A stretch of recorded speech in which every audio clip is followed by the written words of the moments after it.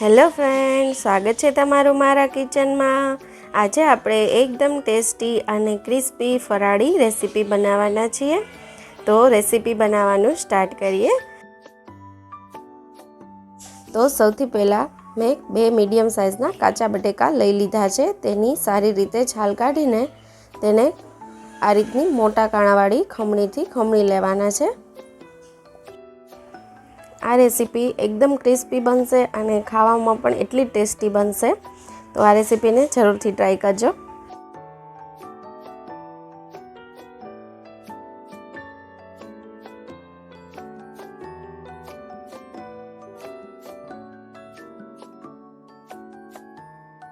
આ રીતે બટેકાનું છીણ રેડી કરી લેવાનું છે। હવે આપણે તેમાં 1 કપ જેટલી કોથમીર એડ કરીશું। ત્યાર પછી આપણે તેમાં 2 તીખા મરચાં એડ કરી દેવાના છે અને 1 ઇંચ આદુનો ટુકડાને ખમણીને એડ કરી દેવાનો છે।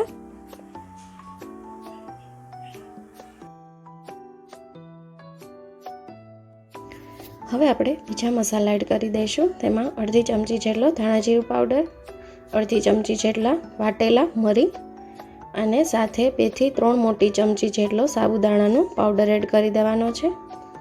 સાબુદાણાને મિક્સરમાં ક્રશ કરીને તેનો પાવડર કરી લેવાનો છે અને હવે આપણે એમાં 2 થી 3 ચમચી જેટલો પહેલાં રાજગરાનો લોટ એડ કરીશું। જો વધારે જરૂર પડે તો આગળથી આપણે એડ કરી દેવાનું। બધી સામગ્રીને સારી રીતે મિક્સ કરી લેવાની છે।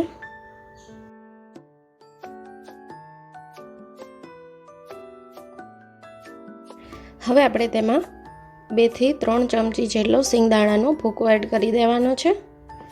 સિંગદાણાનો ભૂકાને અધકચરો રાખવાનો છે। હવે આપણે જેટલું જરૂર પડે તેટલું પાણી એડ કરીને ભજીયા પડે તેવું ખીરું રેડી કરી લેવાનું છે। હવે આપણું તેલ ગરમ થઈ ગયું છે અને તેલ આપણું મીડિયમ ગરમ છે। હવે આ રીતે તેલમાં ભજીયા પાડી લેવાના છે। આ ભજીયાને તળાતા થોડીક વાર લાગશે।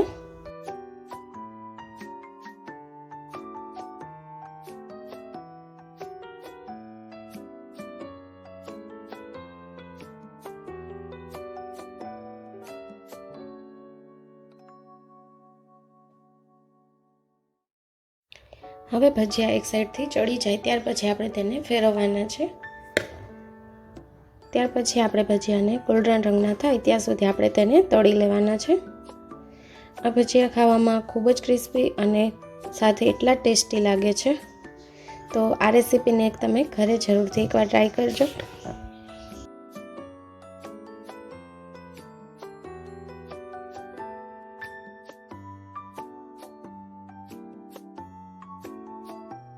હવે આપણા ભજીયા રેડી થઈ ગયા છે। તેને આપણે પ્લેટમાં કાઢી લેશું।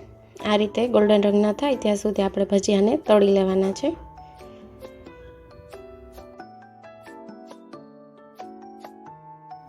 હવે બીજા બધા ભજીયા પણ આ જ રીતે રેડી કરી લેવાના છે।